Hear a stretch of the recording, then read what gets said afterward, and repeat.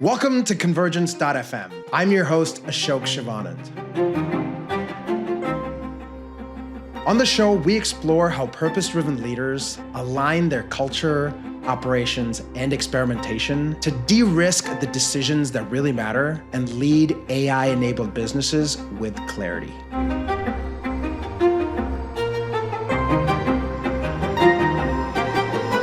Convergence.fm. Transform from the inside out. Subscribe to the podcast to get future episodes as soon as they're published. If you find this helpful, give the podcast a 5-star rating on your podcast app or hit that like button on YouTube. Hey folks, welcome back to another episode of Convergence.fm. Today's episode, we're going to talk about a recent office hours we had with a warehousing and logistics company and how we were able to work together to avoid over $150,000 in cost, probably monthly, with a solution that took only 3 days that started out with a 60-minute office hours call. So to set the stage, this company does warehousing and logistics, and they're essentially hired by their customer to pull out cable that their customer buys from a telecommunications company. So the warehousing company's job is to go on site, pull out cable from under the ground, cut it into a uniform 4-foot length at a processing facility, and then stack them all up onto pallets and store them in their warehouses before they get shipped overseas to recycle. The recycling can be fairly lucrative because this telecommunication cable has very precious metals in there that can certainly be reused. Now, the problem that they contacted us about was that they had a really urgent request from their customer who wanted to understand within a really short amount of time, within a few weeks, how much precious metal that was sitting in their warehouses across various facilities in the United States. Now, it may not seem like too hard of a challenge until you consider that they had 5,000 pallets spread across various locations, and each pallet had somewhere between 60 and 80 pieces of cable, and they need to basically go out and measure these manually, and that's what they were doing when they contacted us. So the manual process looks something like folks in the warehouse going out with micrometers or calipers and measuring the diameter of the longest and shortest ends of each cable, looking at some samples for each pallet, writing those down onto a clipboard, and then having someone else upload this all using data entry into a database, which then had to be coordinated across all of these different facilities. And so, as you can imagine, especially for something in North America, not only is this very time-consuming manual effort, it also becomes really expensive at stateside labor rates.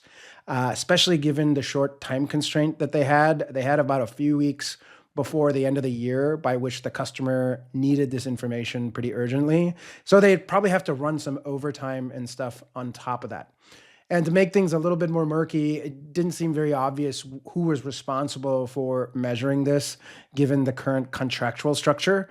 And so that added this potential layer of friction on top of all this other urgency and criticality that came into play. When they came to us, they estimated that it's probably somewhere between $180,000 to $200,000 to fix this problem and get the customer what they need for all of this manual effort that would go into it.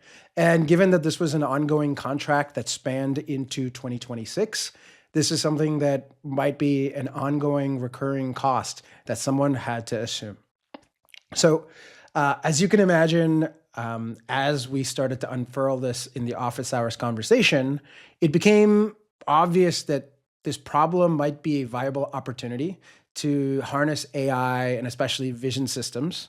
And so collectively, we came together with what I call the hypothesis, where we said, hey, is there a way wherein we might be able to, instead of your staff doing all these manual steps, instead just have them take a photograph of each pallet, and we can use vision systems then to get the information you need of how many sticks of cable you have, how many, what the diameters are, and ultimately arrive at what level of precious metal you have in your warehouses. So, starting with that hypothesis, we even had some photographs of pallets already during the time of the call. So, live time, we went into the ChatGPT app and we said, hey, let's see if ChatGPT by itself would be able to solve this in a crude way. And that'll give us a little bit of discernment, but very quickly in terms of whether that approach has legs or not. And we were able to see that even, without much prompting and very quickly uploading some images into ChatGPT, it was able to estimate the diameter of the cables by looking at a standard pallet width. Now, the pallets are not always standard because they're recycled, but it gave us enough that this idea wasn't completely unreasonable. It was worth pursuing, and it might be something that we're able to solve for a fraction of the cost within these critical timelines that they had, while also achieving the level of estimation precision that their customer needed. So, given that, it was a go, and we said, hey, don't stop your folks from doing the manual work because we don't know for sure that this is going to work. And so we don't want to cause any delays by any means in the event that this technical solution is not going to be viable. That being said, that data that you're collecting manually is likely going to be extremely useful from an AI ML standpoint because we need training data, we need test data later on. And we decided we were going to use this manual data to do the training and testing. And in parallel, embark on building a solution that might allow them to go as easily as taking pictures and then getting information on each of the pallets, something that can scale across all 5,000 of these pallets that we have. Something else that we decided during this call was that given the easy availability of a 3x5-inch index card in all of their warehouses, they were going to have their operators go out and write the pallet number onto an index card and stick it on there. And that way we have a much more precise frame of reference of 3x5 inches versus having to use the pallet length. And then we had something on the photograph that was a unique identifier of the pallet number. And then we went out and started to build. And within just a matter of hours, we were able to deploy something using a workflow automation platform called N8N. I find N8N as well as a competitor of theirs named Langflow to be super, super useful to get an agentic workflow like this up and running so that you can make decisions and learn about how viable this approach is and how feasible it is within just hours. And ultimately, about 3 days in, we built something that was very viable and basically allowed their workforce to take photographs of these index cards on the pallets, upload them into a drive, and then this N8N workflow would extract the photos, run the analysis using the custom model that we built, and then spit everything out into basically a simple spreadsheet that then they could take back to their customer with the information that they needed. So the cost of this operation went from their estimates of $180,000 to $200,000 down to closer to $30,000 to $35,000 across all their facilities. And a little nice to have that we were able to implement later was, de-risk and also automate the index card creation, where we created a custom template, uploaded all the pallet IDs, pre-printed these with an adhesive. So it saved a few more steps for this expensive labor force so they could be way more efficient and get this stuff done a lot faster. So hopefully, if you're still not convinced that there are 6-7 figure problems in your business that you can solve very quickly, this story is going to help you with getting off the bench and starting to think of various areas in which you can avoid cost or maybe even generate more revenue by using simple solutions that can be developed really quick. Now, saving $150,000, especially if this is going to be a monthly recurring cost, was a pretty significant number for a company of this size. And so that in itself was a huge win, especially being able to get it done on time.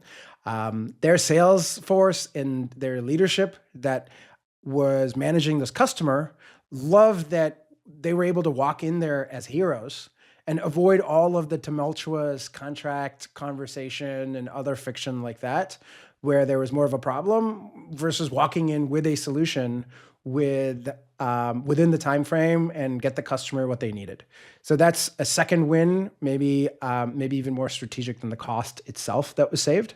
And then thirdly, I'd say another big win was that this workforce that would previously have to go out and do all this manual measurement and manual data entry and all this stuff was now very bought in to technology being an enabler.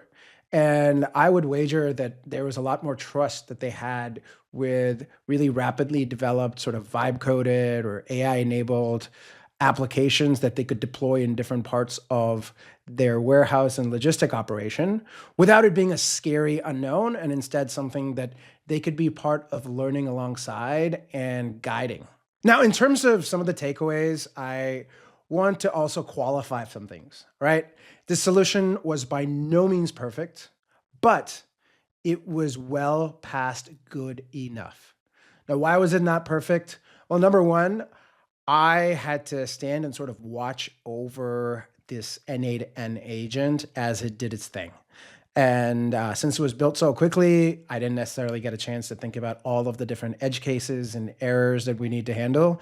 And we were making code fixes real time as this agent hit upon different bumps along the way and different errors and edge cases. And so that was one thing where, it was by no means a super reliable set it and forget it type of agent. This was something that the trade-off for being built so quickly was that someone needed to watch over it. But given the super strict timelines that they had, it made perfect sense to deploy something that was working maybe only 80% of the time, because I was able to manage the other 20% and improve the reliability real time versus waiting till everything was really perfect before shipping it. Another one, for example, was that some of the photographs that their operators were taking weren't good enough for the level of models that we got to train. And so it wasn't until maybe a few hours later, or maybe even till the end of the day, that I would manually do some spot checks and look at what the agent errored out and notice that some of the photos were just not taken with the highest quality or the best practices. And so I had to send them a list a couple of times a day of photographs that I wanted retaken for specific pallet numbers, which was no doubt annoying for the operators to have to go back and do something without any sort of real-time feedback. And they had to wait till the end of the day before I published this next set of best practices in terms of where to take the photographs from and everything else there. So it wasn't a perfect solution by any means. But that being said, here's the good news, right? Number one, the business value of this application gotten to be proven out through this work that we did, and it was proven out so quickly. And we also were able to validate the most critical parts that we needed from the application versus 5 times the scope that we initially came up with as we started to ideate during the office hours. So taking a very lean and very surgical approach to prioritizing what was built in the N8N agent helped us understand what the nice to haves are versus the critical parts of the overall scope that we ideated. So now that the business value is proven and we're going to go potentially build this in a more productionized version with more experienced software engineers, we know exactly what to ask these engineers for. We know the trade-offs, we know where the value sits. And so we can go to them with something that is a lot more specific, which is going to end up saving a lot of time to deployment. It's going to end up saving a lot of cost of wasted effort with these experienced software engineers that are no doubt very expensive, all the while knowing that there is ROI to be had. So that's one benefit I'd say off the bat for building something that's not perfect while getting to prove this all out. And the second part of not perfect but well past good enough is what is good enough and what is well past that, right? So this organization had a pretty high bar for quality and precision in their operations. And they strive for a 1% or less error rate across the board. That's something that's part of their marketing, something that their operations teams all kind of know, something that their customers might have come to expect. And what we realized with this 1% error rate was a few things. First of all, when it came to their manual workflow process, they were measuring maybe 5 to 7 of the cables on a pallet of somewhere between, call it 60 and 80 cables on there. And so we had to bust out some of our maybe freshman or sophomore year statistics, no doubt aided by ChatGPT, where I was able to show them mathematically that given how many samples they were doing of the overall volume, getting to a 1% was just mathematically infeasible with their current process. So we had to sort of open up this question of, hey, we're not able to achieve the 1%.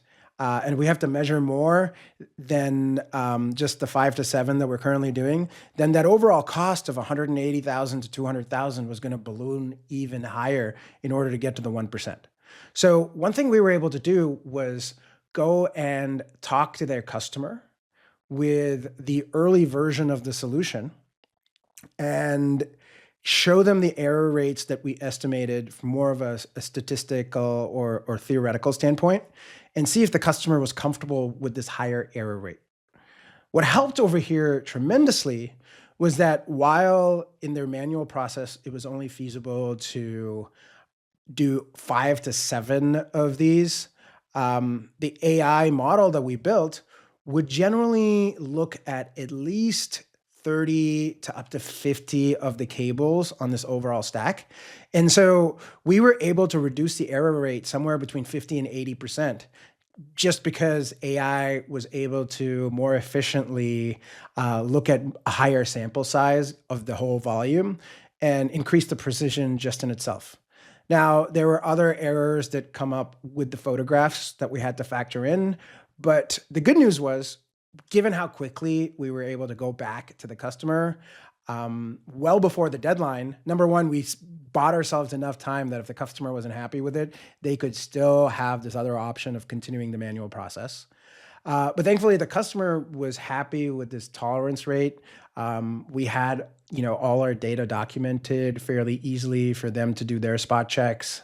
And we, instead of negotiating with ourselves and sticking to that 1%, given the trade-offs of time and cost and not being sure who's going to pay for it, it was a conversation that we were able to have with the sales team, so the sales team could take it back to the customer. And we, instead of having that 1% as an assertion, we had it as an assumption, and the customer was able to tell us what kind of error rates they needed to be within and what other criteria they needed as part of the process, which we could go back and quickly tweak in both the manual process we were doing of taking photos and everything, as well as in the agent, so that the definition of good enough was met as far as the customer was willing to take a risk around, instead of us over-engineering something by negotiating with ourselves. So another similar point that I want to bring up around disrupting the chain of command, if you will, or rethinking some of these assertions like the 1%, was around engaging the workforce. So instead of having this being like a really thin but tall chain of command, where it was just very few conversations happening, we engaged more and more of the operations staff, in addition to the sales staff, as part of daily huddles in order to have these conversations. And that way, the operators were also able to come back and provide various pieces of what they could do differently or friction points that they had, and thereby got to help prioritize and define the software we were building. And I think no doubt that led to a lot more engagement and buy-in from these folks, where they didn't see technology as a threat or something to be feeling uncertain about, but instead felt like it was something that gave them superpowers. Because also, let's be honest, none of these warehouse workers wanted to go around and measure this stuff. So having anything that would save their lives so that they could go back to things that they already had scheduled to do during the last few weeks of the year, let alone wanting to work overtime during that time. So there was Inviting them in to be part of the solutioning, I think also gave them a lot more ownership, which lubricated potential friction points around the coordination of all these efforts and the rapid changes that we had on an ongoing basis, where they saw the bigger goal and accommodated a lot of the things that we asked them for because they felt a sense of ownership and they could see the progress on an ongoing basis. And speaking of ongoing basis, I think there was also a lot of benefits in the fact that we could use a platform like N8N or Langflow, where I was able to spin up an environment, including the backend, including integrating with OpenAI's APIs and everything else within a matter of hours to test out where the choke points and everything would be. Not only was I able to give some feedback to the leadership team at the warehouse to see, hey, we started out as this is a 50-50 chance. I'm feeling more optimistic based on ABC that we've seen. And then that went up and down. Like, for example, something that we had to change fairly early was the OpenAI API. Admittedly, I didn't realize that the version that was more consumer facing, whether you use the mobile app or you use chatgpt.com on your desktop, doesn't necessarily work exactly like if you were to send the same prompt through the API and get a response. So the first time we kind of had this all kitted out, when we tried using the OpenAI API, we found that it had a whole bunch of hallucinations. Essentially, we uploaded 5 images and all 5 of them came back with the exact same diameter. It smelled fishy. We compared it to the training data and it didn't seem right. And so very quickly, even though I thought we were dead in the water at that point, we identified that there were a number of platforms out there like RoboFlow that you can annotate and train a custom vision model within a matter of hours.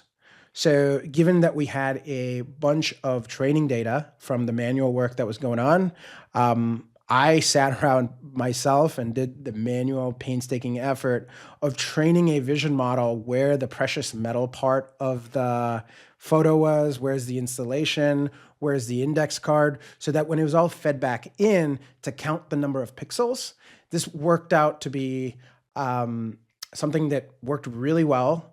And we were no longer dead in the water after the initial OpenAI API didn't quite work out as we thought it would.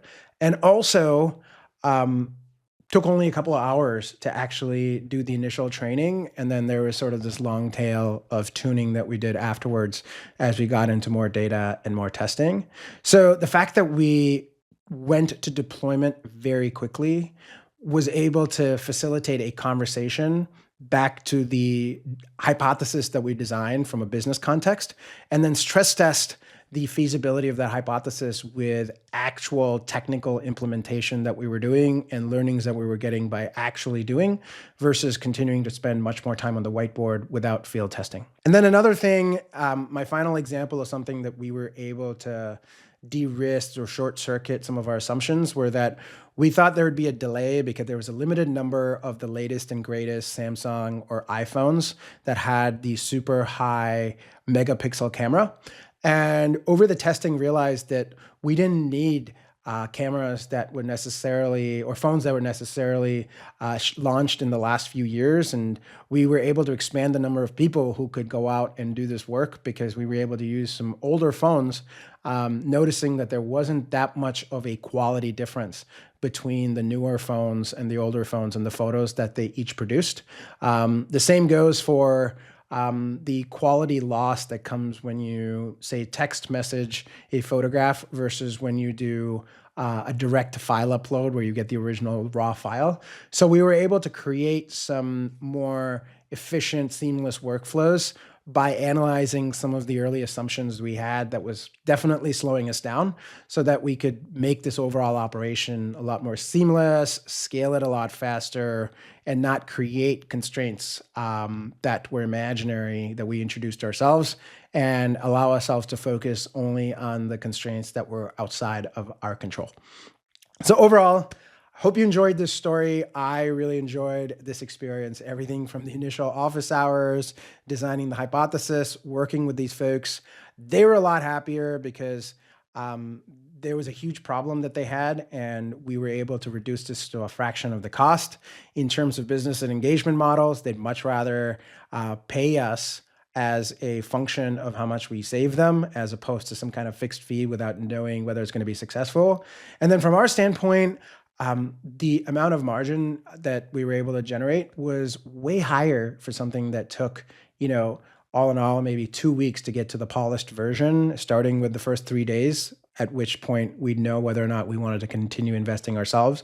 So I think the incentives are a lot more aligned too, when you're able to align the business problem, validate things together, and then also align the incentives at the end. So I feel like this is also going to pave the way for very different business models between companies like this warehouse company and the technology providers they use. And ultimately, I think we're going to see much better software being built and way less waste in the system as folks transition to aligning incentives in a way like this while solving problems better, for faster, for cheaper. Hope you enjoyed it. And if you've got a similar problem you're stuck about, or have hunches or notions about various areas in your business, and you're not sure where to get started on seeing whether technology or maybe an AI-enabled solution is a viable approach, hit us a note at officehours@convergence.fm. We are very intentional about it being a very high context meeting. We're very intentional about making decisions along the way and ultimately arriving at prioritized action items, whether it's to double down and chase after something like we did here, or in other cases, put something back on the icebox, back on the shelf where things may not feel like they're quite ready. And oftentimes 30 minutes is plenty to arrive at that clarity that's going to lead to more focus. Like in this case, it started out with a 60-minute call that led to so much tremendous upside for everybody around. So officehours@convergence.fm is where you can find myself and my team. And we really love hearing about various problems that businesses are having and stress testing it or looking at it in the lens of where technology and AI can help. So we look forward to hearing from you. Otherwise, we will be back next week with another episode of Convergence.fm, and we'll see you there.